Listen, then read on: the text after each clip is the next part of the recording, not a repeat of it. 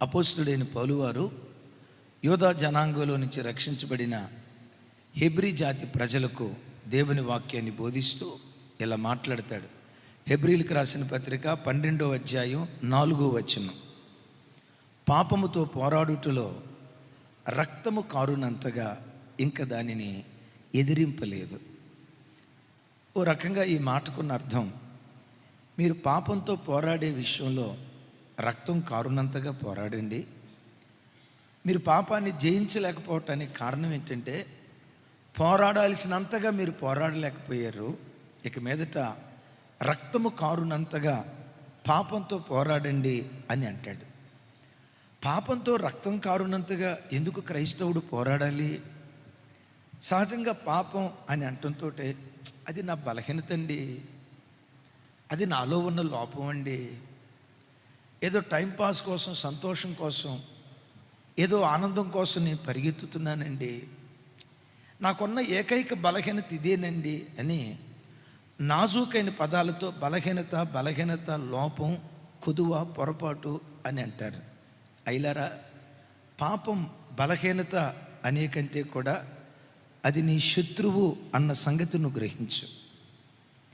నీ బ్రతుకును బుగ్గిపాలు చేసే, నీ సంసారంలో నిప్పులు పోసే నీ ప్రధాన ప్రత్యర్థి పాపం అన్న సంగతి ప్రతి క్రైస్తవుడు తన ఆధ్యాత్మిక జీవితంలో గుర్తించాలి. సెల్ ఫోన్లో ఫోర్నోగ్రఫీ వీడియోస్ చూస్తున్నానయ్యా, ఇది నా బలహీనత, నా బలహీనత నుంచి విడుదల పొందేటట్లుగా ప్రార్థన చేయండి. బలహీనత నాజూకు పదం. నాకు కొంచెం త్రాగుడు అలవాటు ఉందయ్యా, ఈ బానిసత్వం నుంచి బయటకు వచ్చేటట్లుగా, ఈ వ్యసనం నుంచి బయటకు వచ్చేటట్లుగా ప్రార్థన చేయండి. అది బలహీనతగా మనుషుడు మాట్లాడతాడు. కానీ దేవుని వాక్యం ఏం చెప్తుందో తెలుసా? జీవిత సమరంలో నీ ప్రధాన శత్రువు, నువ్వు పోరాడాల్సిన మొట్టమొదటి ప్రత్యర్థి నీ పాపం అన్న సంగతి గ్రహించు. బైబిల్లో ఆదికాండం నుంచి ప్రకటన గ్రంథం వరకు వింటున్నారా? శిఖరాల మీద కూర్చున్న బ్రతుకులు శిథిలాల్లో కూరుకునేటట్లుగా చేసింది పాపం. ఇజ్రాయేలు ప్రజలకు న్యాయాధిపతిగా పిలువబడిన వాడు సంసోను. ఫిలిష్తీయుల గుండెల్లో సింహ స్వప్నం, మన భాషలో చెప్పాలంటే టెర్రర్. అలాంటి యోధుడు అనకూడదు, కానీ చివరిలో కుక్కచావు చచ్చిపోయాడు, ఆత్మహత్య చేసుకుని చచ్చిపోయాడు. అయ్యా, ఎలాంటి మరణం సంసోనికి ఎందుకు వచ్చింది? ప్రత్యర్థిగా పిలువబడుతున్న పాపంతో తాను పోరాడలా, ఫిలిష్తీయులతో తాను పోరాడాడు. కానీ తన శరీరంలో ఏలుబడి చేస్తున్న పాపంతో తాను పోరాడకపోవటాన్ని బట్టి న్యాయాధిపతిగా ఉన్న సంసోను, ఫిలిష్తీయుల గుండెల్లో సింహస్వప్నంగా వెలుగొందిన సంసోను అత్యంత దారుణమైన స్థితిలో ఆత్మహత్య చేసుకొని చనిపోయే పరిస్థితి. తమ్ముళ్ళు, చెల్లెళ్ళు, అక్కలు, అన్నలో, నాలో పాపం లేదని ఎవడు ఈ మాట అనలేడు. కొందరి జీవితాల్లో ఒక్కొక్క విధమైన పాపం ఏలుబడి చేస్తుంది. పాపాన్ని నీ బలహీనతగా చూపించుకొని సర్దుకుపోయావా? ఏనాటికైనా ఆ పాపాన్ని నువ్వు చంపకపోతే ఆ పాపం నిన్ను చంపేస్తుంది. ఆ పాపం నిన్ను చంపేస్తుంది. పాపాన్ని నువ్వు చంపావా, దైవ సన్నిధిలో నువ్వు బ్రతకగలుగుతావు. ఈ చిన్న బలహీనత నన్నేం చేస్తుంది, ఈ చిన్న బుద్ధిహీనత నన్నేం చేస్తుంది, ఈ చిన్న వ్యసనం నన్నేం చేస్తుందని పాపాన్ని బలహీనతతో ఎంచి దానితో నువ్వు కాంప్రమైజ్ అయిపోయావంటే నీలో బ్రతికి ఉన్న పాపం ఏ రోజుకైనా నిన్ను చంపటం ప్రారంభిస్తుంది అన్న సంగతి జీవితంలో ఎప్పుడూ నువ్వు మర్చిపోకు. మనిషి పాపాన్ని వినోదంగా ఎంచుతాడు, సంతోషంగా ఎంచుతాడు. వినోదం కాదు, సంతోషం కాదు. నీ జీవితంలో ఎన్నడూ సంతోషం లేకుండా నీ సంతోషం ముగించబడేటట్లుగా పాపం నీ బ్రతుకును పాడు చేస్తుంది అన్న సంగతి ఎప్పుడు నువ్వు మర్చిపోవద్దు. 53 సంవత్సరాలు 54 సంవత్సరాలు ఆ తల్లికి భర్త గవర్నమెంట్ ఎంప్లాయ్, ఆర్మీలో పనిచేసి రిటైర్డ్ అయిపోయాడు. వైజాగ్లో, శ్రీకాకుళం ప్రాంతంలో 2 చక్కటి పిల్లలు, వెల్ సెటిల్డ్, లక్షల రూపాయలు సంపాదించాడు. పిల్లలిద్దరూ సాఫ్ట్వేర్ ఇంజనీర్లు. 54 సంవత్సరాల తల్లికి ఏ పాడుబుద్ధి పుట్టిందో తెలియదు. అయ్యా పలానా చోటకి వెళ్తున్నాను, టైలర్ దగ్గరికి వెళ్ళాలని భర్తకు చెప్పింది. మధ్యాహ్నం వాళ్ళ బయలుదేరి వచ్చింది. 2 రోజులైన భార్య రాలా. పోలీస్ స్టేషన్కి వెళ్ళాడు. అయ్యా నా భార్య ఇంట్లో నుంచి వెళ్ళింది. ఎంత అయ్యా వయసు? 54. మీ మధ్యలో ఏమన్నా గొడవలయ్యా? నో, మేము గొడవలాడిన వాళ్ళం కాదు. మరి ఎందుకు వెళ్ళింది? ఇదిగో టైలరింగ్ షాప్కి వెళ్తున్నానని వెళ్ళింది అయ్యా, మరి రాలేదు. పోలీసులు వెతుకుతున్నారు, దొరకలా. ఈయనే శ్రీకాకుళంలో వీధి వెతకటం ప్రారంభించాడు. తన భార్య ఏ స్కూటీ మీద బయలుదేరి వచ్చిందో ఆ స్కూటీ ఒక ఇంటి ఎదురుగా ఉంది. ఏంటి నా భార్య స్కూటీ ఇక్కడుంది? పైకి వెళ్ళిందని ఎవరో చెప్పారు. ఆ పైకి వెళ్ళి చూస్తే ఇంటికి తలుపేసి ఉంది, తాళం వేసి ఉంది. ఏంటి తాళం వేసి ఉందని ఆ ఇంటి ఓనర్ని పిలిపించి తలుపు బ్రద్దలు కొట్టారు. బాత్రూంలో చంపబడి ముక్కలుగా కోయబడి అనాథ శవంలాగా పడిపోయింది. ఎందుకు ఈ అమ్మాయి ఎలా అయిపోయింది? పిచ్చోడి వచ్చినట్టు ఏడుస్తున్నాడు. ఆ తర్వాత తెలిసింది ఏంటో తెలుసా?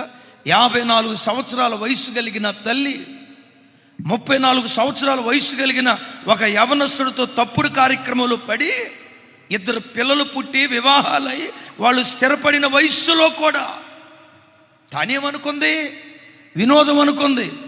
తానేమనుకుంది? ఇది ఒక చిన్న బలహీనత అనుకుంది. అయ్యలారా, పాపం నీ బ్రతుకును బుగ్గిపాలు చేస్తుంది అన్న సంగతి నువ్వు గ్రహించి జీవితంలో ఎదగకుండా, ఓ మంచి స్థానానికి రాకుండా నీ బ్రతుకు రోజు రోజుకు దిగజారిపోయేటట్లుగా చేసేది పాపం అన్న సంగతి ఎరిగి ఈ ఆధ్యాత్మిక సమరంలో నీ ప్రధాన ప్రత్యర్థి పాపం, నీ శత్రువు పాపం. అందుకని అంటాడు, పాపముతో పోరాడుటలో నా పాపాన్ని తొలగించు ప్రభువా, నాజూకు ప్రార్థన కాదు. ఈ బలహీనత నాలో నుంచి తొలగించయ్యా, పొడి పెదవులతో ప్రార్థన కాదు. పాపంతో పోరాడే విషయంలో రక్తము కారునంతగా మీరు పోరాడండి అంటాడు. Praise the Lord. ఇక్కడ పోరాటం అనే స్థలంలో అపోస్తలుడైన పౌలు వారు, వాస్తవంగా బైబిల్ 2 భాగాలు కదా, పాత నిబంధన, కొత్త నిబంధన. పాత నిబంధన హిబ్రూ భాషలో రాయబడింది, క్రొత్త నిబంధన గ్రీకు భాషలో రాయబడింది. అపోస్తలుడైన పౌలు వారు హెబ్రీలకు రాసిన పత్రిక 12వ అధ్యాయం 4వ వచనంలో పోరాటం అనే స్థలములో అథ్లెసిస్ అనే పదాన్ని వాడాడు. అథ్లెసిస్ అనే పదంలో నుండి అథ్లెటిక్, క్రీడాకారుడు అనే పదం పుట్టుకొని వచ్చింది. క్రైస్తవుడు పాపంతో పోరాడేటప్పుడు ఎలా పోరాడాలి? గ్యాలరీలో కూర్చున్న ప్రేక్షకుల్లాగా కాదు, తీర్పు తీర్చే ఎంపైర్ లాగా కాదు, కామెంట్ చేసే కామెంటేటర్ లాగా కాదు, ఆటగాడు ఎలా ఆడుతున్నాడో, గ్యాలరీలో ప్రజలు ఎలా కూర్చున్నారో సమస్తాన్ని లోకానికి చూపించే కెమెరామెన్గా కాదు, మైదానంలో కూర్చున్న ప్రేక్షకుల్లాగా కాదు, యుద్ధ భూమిలో, పోరాట భూమిలో, మైదానంలో ఆడే క్రీడాకారుడిగా పోరాడాలి అంటాడు. నా మాట మీకు అర్థమైందా? ఆట జరుగుతూ ఉంటే ఆ ఆటను చూడటానికి గ్యాలరీకి ప్రేక్షకులు వస్తారు. ప్రేక్షకులేంటి? వినోదం కోసం వస్తారు. కానీ మైదానంలో ఉన్న క్రీడాకారుడు ఉన్నాడే, డూ ఆర్ డై.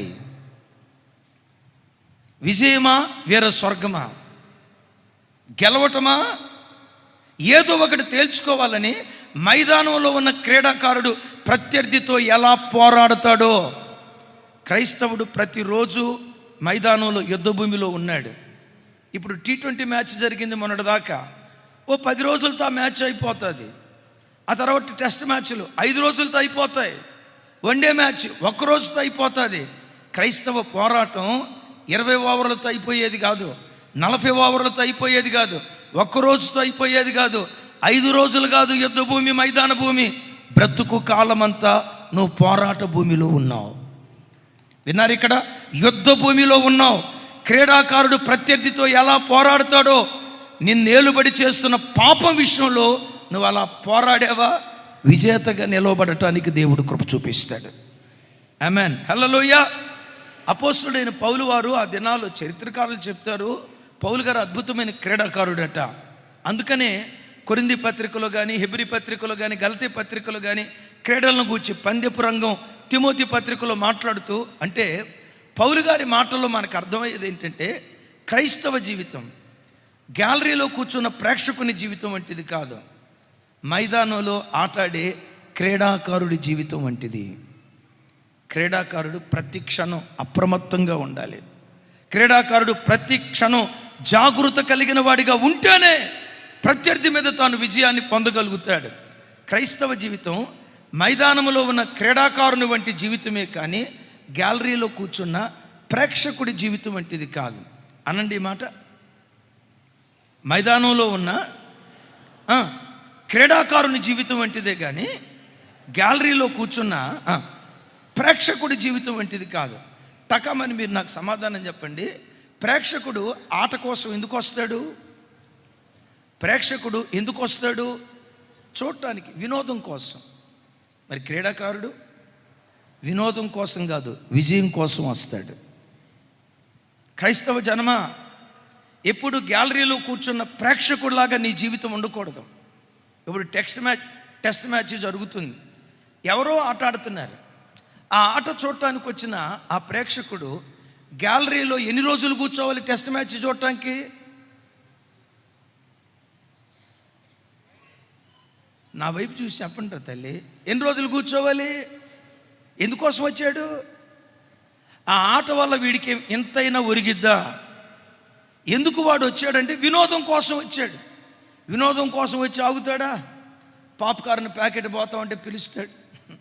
కురుకురులో ఏదో ఉంది కదా, గురుకురా, మళ్ళీ కురుకురులు పోతామంటే పిలుస్తాడు. సమోసాలు పోతామంటే పిలుస్తాడు. ఆట ఆడేవాడు తినడు, గ్యాలరీలో కూర్చుంటాడు. చూసారా, వేస్తానే ఉంటాడు, మేత వేస్తానే ఉండి చివరికి ఉప్పు బస్తా అయిపోతాడు, సిమెంట్ బస్తా అయిపోతాడు. వాడు వచ్చేది వినోదం కోసం. ఆటగాడు వినోదం కోసం రాడు, విజయం కోసం వస్తాడు.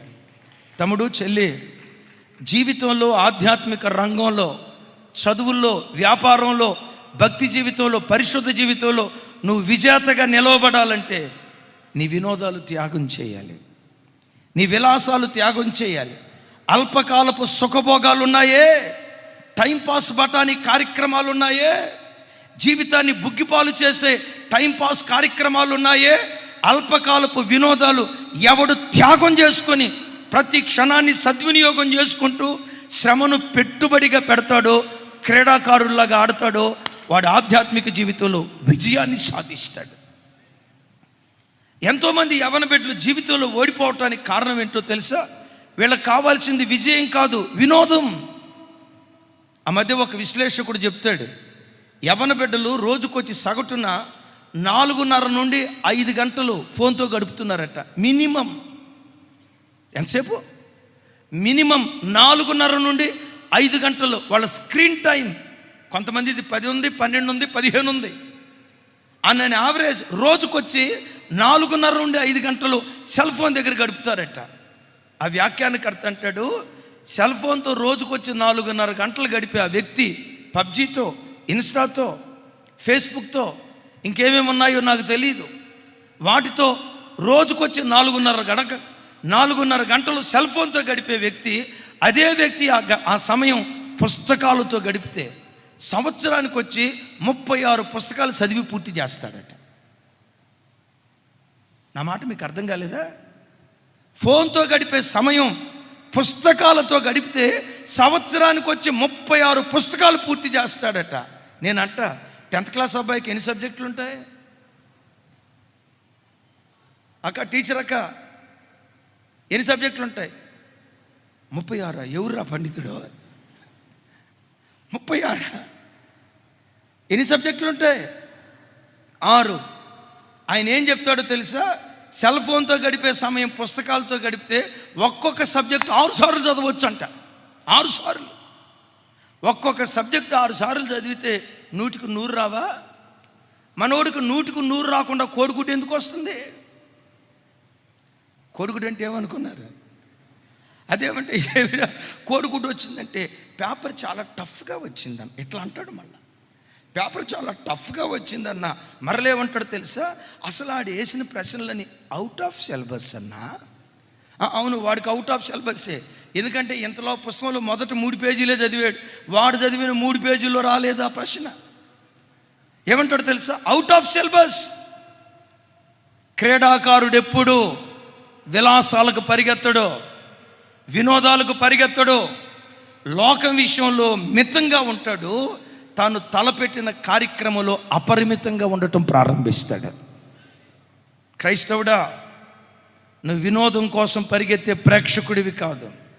మైదాన భూమిలో కథన రంగంలో కాలు పెట్టి ప్రత్యర్థితో పోరాడే పోరాట యోధుడివి. ఎప్పుడు నీ మనసులో ఇది మర్చిపోకు. ఎందుకు ఈ సెల్ ఫోన్తో ఈ టైంపాస్?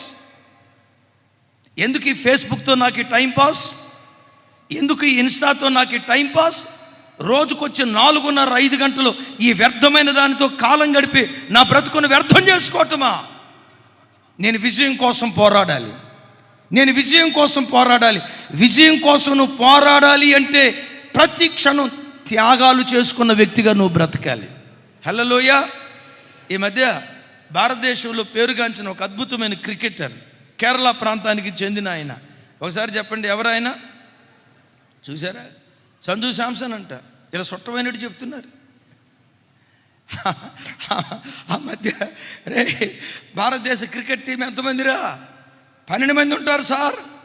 12 మంది పేర్లు చెప్పండి రా అని అంటే టక టక టక టక టక వికెట్ కీపర్ మొదలుకొని ఎక్స్ట్రా ప్లేయర్ వరకు 12 మంది పేర్లు టక టక చెప్పారట. యవనస్తుల్లో 95% ప్రజలు ఆ 12 మందికి ఆటగాళ్ళ పేరు చెప్పారట. వెంటనే అడిగాడట పాస్టర్ గారు, అపోస్తులు ఎంతమందిరా? అపోస్తులు ఎంతమందిరా? అందరు టకామని చెప్పారట. 12 మంది సార్. 12 మంది పేర్లు చెప్పండి రా అంటే అది ఒక్కటి మాత్రం అడగొద్దు సార్. అది ఒక్కటి మాత్రం అడగొద్దు సార్. వినండి, 12 మంది క్రికెట్ ప్లేయర్ల పేరు చెప్పండి రా అంటే 95% చెప్పారట. 12 మంది అపోస్తుల పేరు చెప్పండి అంటే 5% చెప్పారట.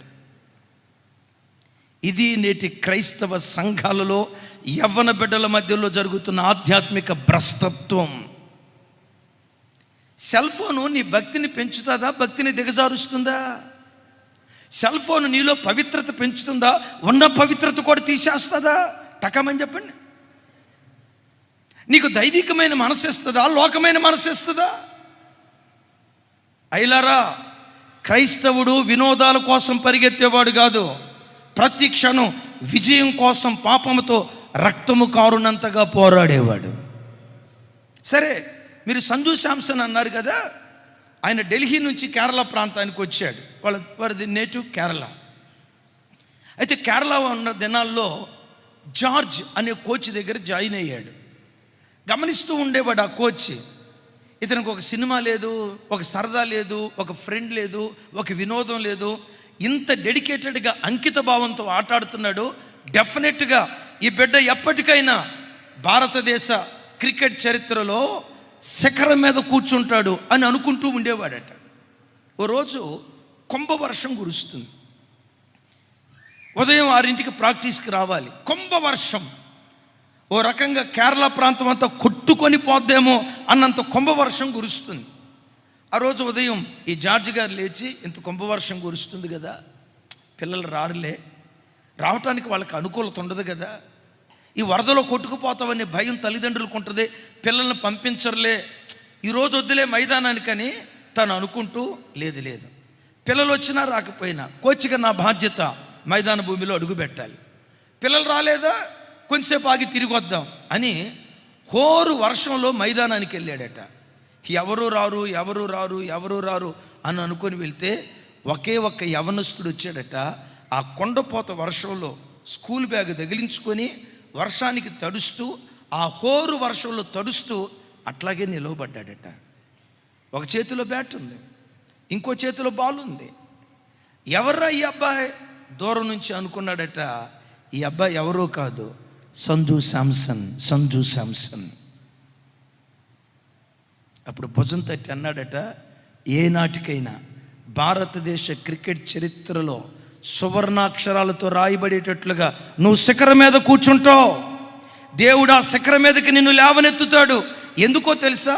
నువ్వు వినోదాల కోసం పరిగెత్తేవాడివి కాదు, విలాసాల కోసం పరిగెత్తేవాడివి కాదు. సంతోషం ఎక్కడ దొరుకుతుందని అల్పకాలపు సంతోషాల కోసం నువ్వు వెంపర్లాడేవాడివి కాదు. ఎవరివి నీవు? విజయం కొరకు తప్పించే, విజయం కొరకు తహతహలాడే, విజయకాంక్షతో రగిలే వ్యక్తివి. ఏనాటికైనా దేవుడు నిన్ను శిఖరం మీద కూర్చోబెడతాడు.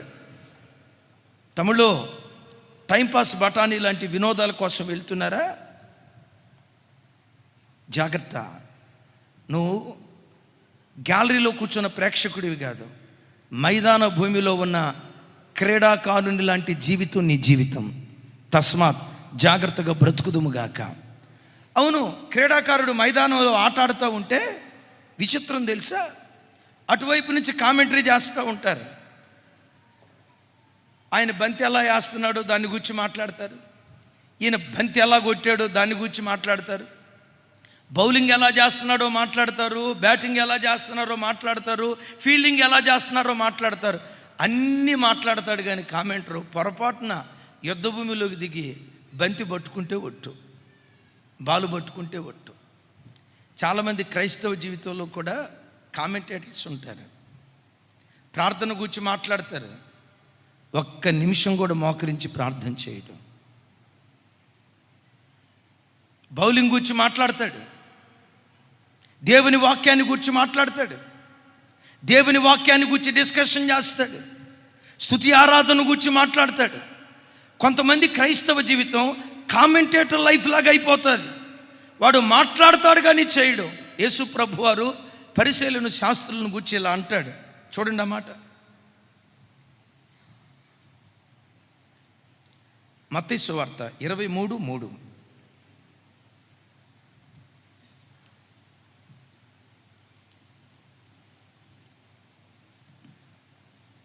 మత్తయి సువార్త 23:3. చివరి మాట నాతో కలిసి చెప్పండి. వారు చెప్పుదురే కానీ చేయరు. అంటే చెప్తారు కానీ ఏం చేయరు. ఉపవాస ప్రార్థన గురించి మాట్లాడతారు, వారంలో ఒక్కరోజు ఉపవాసం ఉండడు. అరుణోదయ ప్రార్థన గురించి మాట్లాడతాడు, ఒక్కరోజు అరుణోదయం లేచి ప్రార్థన చేయడు. ప్రేమను గూర్చి మాట్లాడతాడు, ప్రేమించే తత్వం ఉండదు. పరిశుద్ధతను గూర్చి మాట్లాడతాడు, పరిశుద్ధత కలిగిన జీవితం ఉండదు. అందుకని దేవుడు ఇక్కడ అంటాడు, వారు చెప్పుట, ఆ మాట చూపించుతాడు, వారు చెప్పుదురే కానీ. బిడ్డలారా, నా వైపు చూడండి. నీ జీవితంలో నీ మాటల కంటే నీ ప్రవర్తన ఎక్కువగా ఉండునుగాక. మాటలు తక్కువ ఉండాలి, పని ఎక్కువ ఉండాలి. పెద్దగా చెప్తాం ఆమేన్. కొంచెం గట్టిగా. ఇప్పుడు మీకు తెలుసో తెలియదు, తాబేలు ఒకేసారి 13 గుడ్లు పెట్టింది. అసలు శబ్దం చేయదు, అస్సలు శబ్దం చేయదు. తాబేలు గుడ్లు పెట్టేటప్పుడు పిన్ డ్రాప్ సైలెన్స్, అస్సలు శబ్దం చేయదు. కోడి ఉందే, కోడి ఉందే, అది పెట్టేది ఒక గుడ్డు. ఆ ఒక్క గుడ్డు పెట్టి మైకు లేకుండా ఊరు చివరి దాకా వినపడేటట్టుగా ఊరు చివరి దాకా వినపడింది. అమలారా, నువ్వు విన్నదానికంటే, నువ్వు మాట్లాడిన దానికంటే యేసు నామం పేరిట మన ప్రవర్తన అధికంగా ఉండునుగాక. పౌలు వారు ఫిలోమాను ఉత్తరం రాస్తూ ఏమంటాడో తెలుసా? నేను చెప్పిన దానికంటే నువ్వు ఎక్కువ చేస్తావనే నమ్మకం నాకుంది. క్రైస్తవ జీవితం గ్యాలరీలో కూర్చున్న ప్రేక్షకుడి జీవితం లాంటిది కాదు. క్రైస్తవ జీవితం మైకు పట్టుకొని పద్దాకలు మాట్లాడే కామెంటేటర్ జీవితం వంటి జీవితం కాదు. ఇంకొక ఆయన ఉంటాడు, కెమెరామ్యాన్. ఆటగాడు ఎట్లా ఆడుతున్నాడు లోకానికి చూపిస్తాడు. గ్యాలరీలో కూర్చున్న వాళ్ళ ఫీలింగ్స్ ఎట్లా ఉన్నాయి. ఆయన 6 కొట్టినప్పుడు నా వైపు చూడాలా, 6 కొట్టినప్పుడు ఇట్లా అరిచాడా లేదా, అవుట్ అయినప్పుడు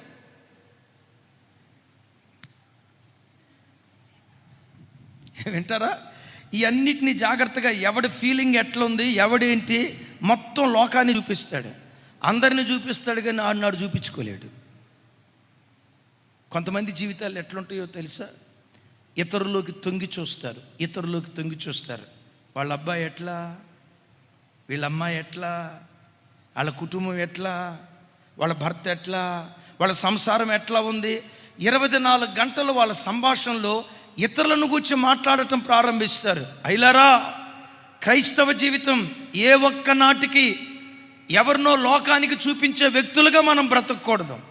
అదే మైదాన ప్రాంతంలో ఆట ఆడుతూ ఉంటే ఒక ఆయన వికెట్లు యువతలు నిలబడి ఉంటాడు.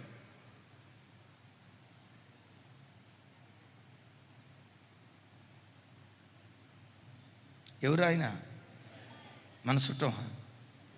ఆయనట్ట మన చుట్టం అయ్యాడు. తీర్పు తీరుస్తారు.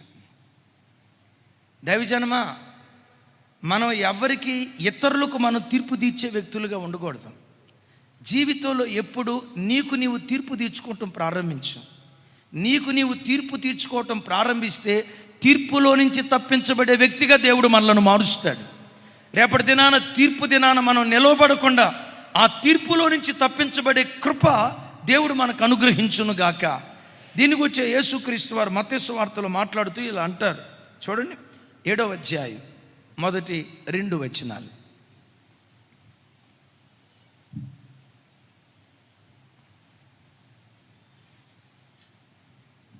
నాతో కలిసి, మీరు తీర్పు తీర్చకుడి, అప్పుడు మిమ్మును గూర్చి తీర్పు తీర్చబడదు. మీరు తీర్చు తీర్పు చొప్పుననే మిమ్మును గూర్చి తీర్చబడును. మీరు కొలుచు కొలత చొప్పుననే మీకును కొలవబడును. ఎవరు మాట్లాడారు ఈ మాట? ప్రవక్త మాట్లాడిన మాట కాదు. మన ఆరాధ్య దైవం ప్రభు అయిన యేసుక్రీస్తు వారు స్వయాన ప్రభువారు మాట్లాడిన మాట. ఏమని? మీరు తీర్పు తీర్చకుడి. చెడ్డోడు కనపడ్డా తీర్పు తీర్చే పని నీది కాదు. ఒక చెడు వ్యక్తి కనపడ్డా చేతనైతే ఆ వ్యక్తి కొరకు ప్రార్థించేయి. ఆ వ్యక్తి బలహీనత నీకేదైనా తెలిస్తే ఆ బలహీనతలో నుంచి ఆ వ్యక్తి విడుదల పొందినట్లుగా ఆ బిడ్డ కొరకు మొరపెట్టుగానే పొర్రపాటున ఎవ్వరికి జీవితంలో తీర్పు తీర్చుకో. వన్స్ ఇతరులకు నువ్వు తీర్పు తీర్చడం ప్రారంభిస్తే నిన్ను నువ్వు చెక్ చేసుకోవటం మర్చిపోతావు. నీకు నీవు తీర్పు తీర్చుకోవటం మర్చిపోతావు.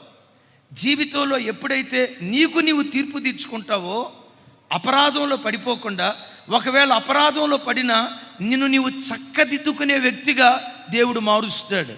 దావీదు రాజు అయిన తర్వాత తీర్పు తీర్చే వ్యక్తి అయ్యాడు, కానీ తనకు తాను తీర్పు తీర్చుకునే వ్యక్తిగా బ్రతకకపోవటాన్ని బట్టే తప్పు మీద తప్పు, విన్నారా? పొరపాటు మీద పొరపాటు, బలహీనత మీద బలహీనత, అక్రమం మీద అక్రమం, ఒకదాని వెంబడి ఒకటి దావీదు చేసుకుంటా వచ్చాడు. ఎందుకో తెలుసా? దావీదు ఇతరులకు తీర్పు తీరుస్తున్నాడు, కానీ తనకు తాను తీర్పు తీర్చుకోవట్లా. ఎలా వచ్చాడు నాతాను?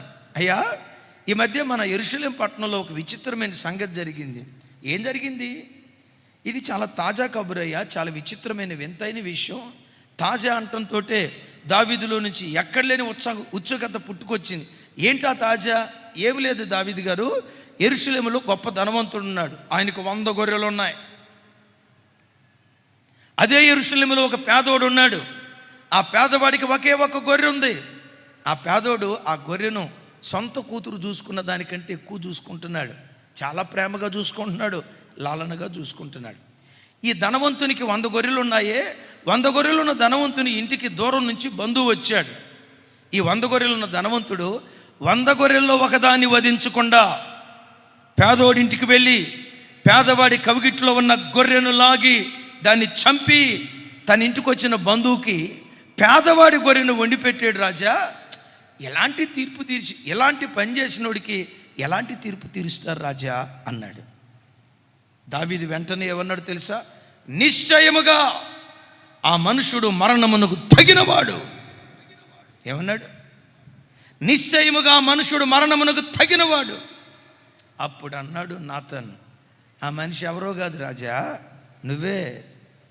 ఇతరులకు తీర్పు తీరుస్తున్నావు, కానీ నీకు నువ్వు తీర్పు తీర్చుకోలేకపోతున్నావు.